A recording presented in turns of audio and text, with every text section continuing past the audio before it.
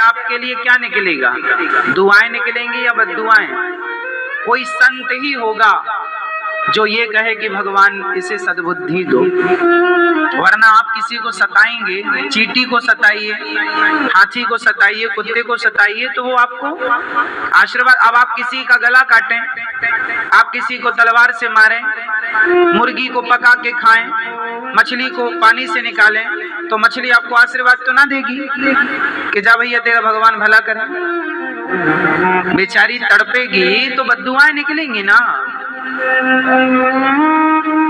तो जब आप किसी को भी सताते हैं, आप अपने पिता को, माँ को, बहन को, भाई को, दोस्त को, मित्र को, पड़ोसी को, राह चलते किसी को, जब आप किसी को सताते हैं, जब आप किसी का अपमान करते हैं, तो वो आपके लिए बद्दुआएं देता है।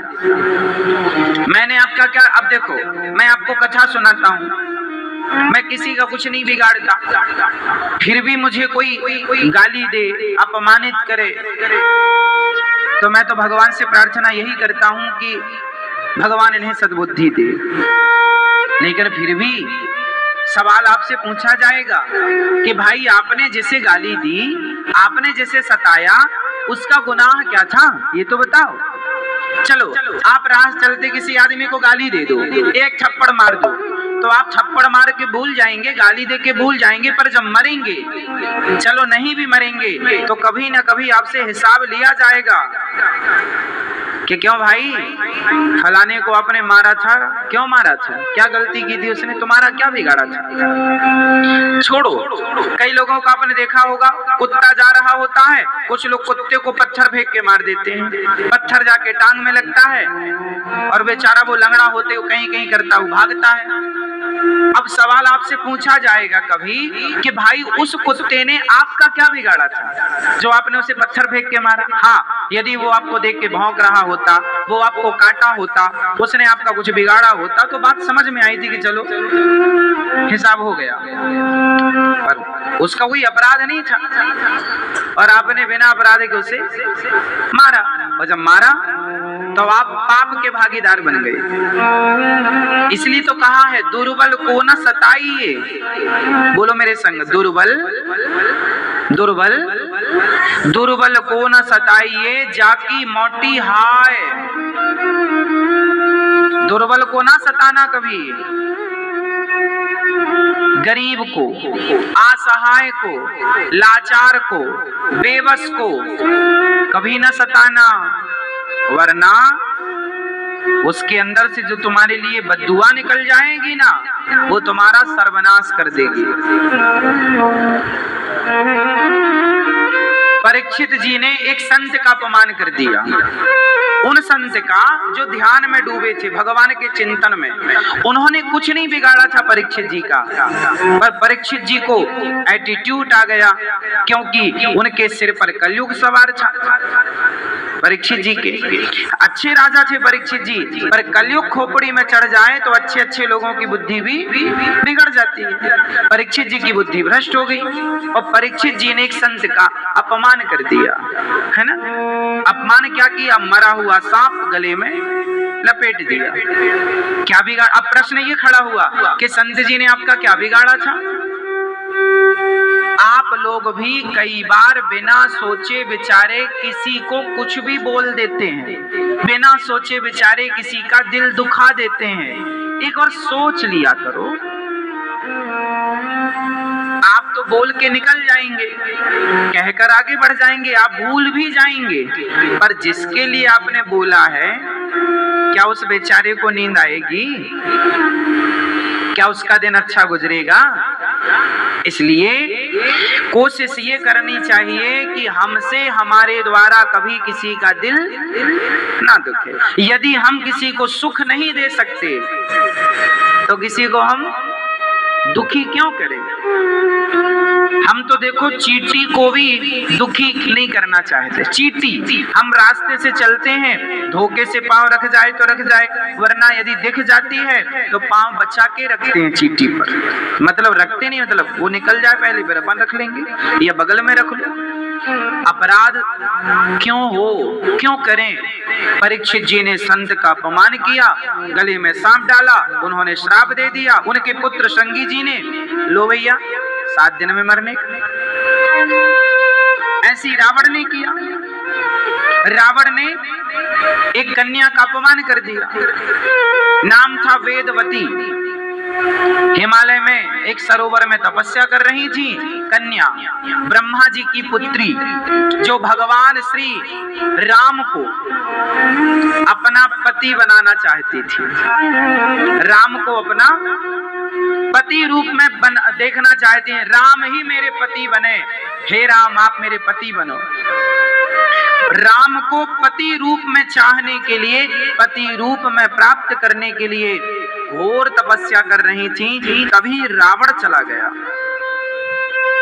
और रावण ने देखा, वाह बड़ी सुंदर स्त्री बैठी है।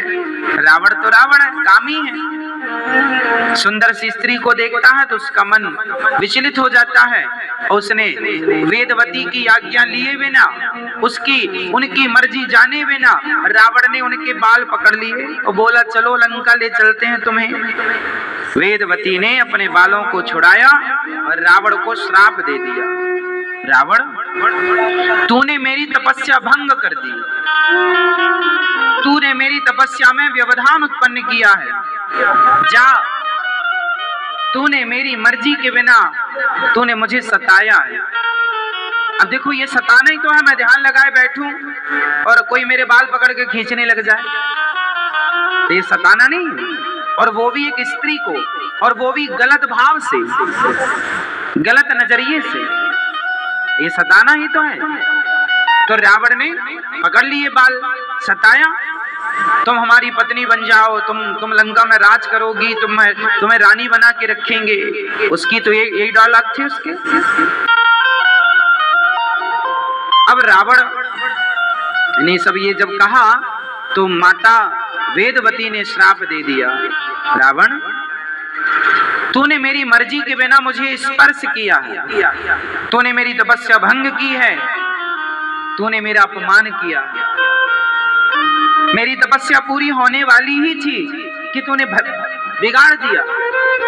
जा, मैं तुझे श्राप देती हूँ, तू बड़ा लंका का राजा बनता है, बड़ा अधिपति बनता है। जा, एक नारी की बद्दुआएं तुझे श्राप देती हूँ। तूने एक नारी का दिल दुखाया है, तूने एक स्त्री का दिल दुखाया है, तूने एक पतिव्रता स्त्री पर गंदी नजरें रखी हैं। जा, मैं तुझे श्राप देती हूँ, तेरा सर्वनाश हो जाएगा और सर्वनाश की वजह भी मैं ही बनूंगी। मेरा रॉक सॉल्ट, सेंधा नमक, मैं ही बनूंगी। वही वेदवती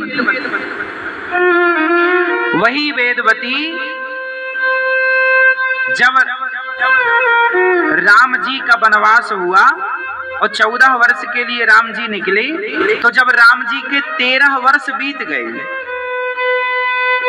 तो राम जी ने माता सीता से एक दिन चुपके से कहा कि हे सीते, मैं कुछ लीला करना चाहता हूँ।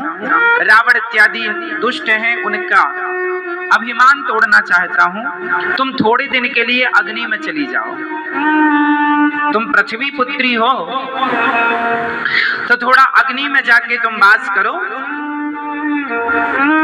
मैं थोड़ा रावण इत्यादि दुष्टों का नाश कर देता हूँ। तुम रहोगी तो तुम्हें तकलीफ होगी, तुम देखोगी ना, जैसे बेटे का ऑपरेशन होता है ना, तो बाप कह देता है माँ से तुम जरा बाहर रहो, तुम देख ना पाओगी ना। भाई बच्चे की चीरा फाड़ी डॉक्टर करेगा तो माँ ना देख पाएगी, इसलिए ऑपरेशन थिएटर में किसी को जाने नहीं दिया जाता, क्योंकि वो सब चीजें आप और हम देख नहीं सकते, चीरा फाड़ी। तो राम जी बोले रावण का ऑपरेशन करना है, उसके अभिमान का। तो सीता तुम माँ हो ना, तुम्हें दया आ सकती है। माँ तो देखो बच्चे पर दया कर लेती है, बच्चा कितना भी बड़ा अपराधी हो, दुष्ट हो, नालायक हो, पर बच्चा तो बच्चा है ना, माँ दया कर लेती है। और यही तो राम जी को इस बात का डर था कि कहीं सीता रावण पर दया करके कहीं उसे क्षमा ना कर दे।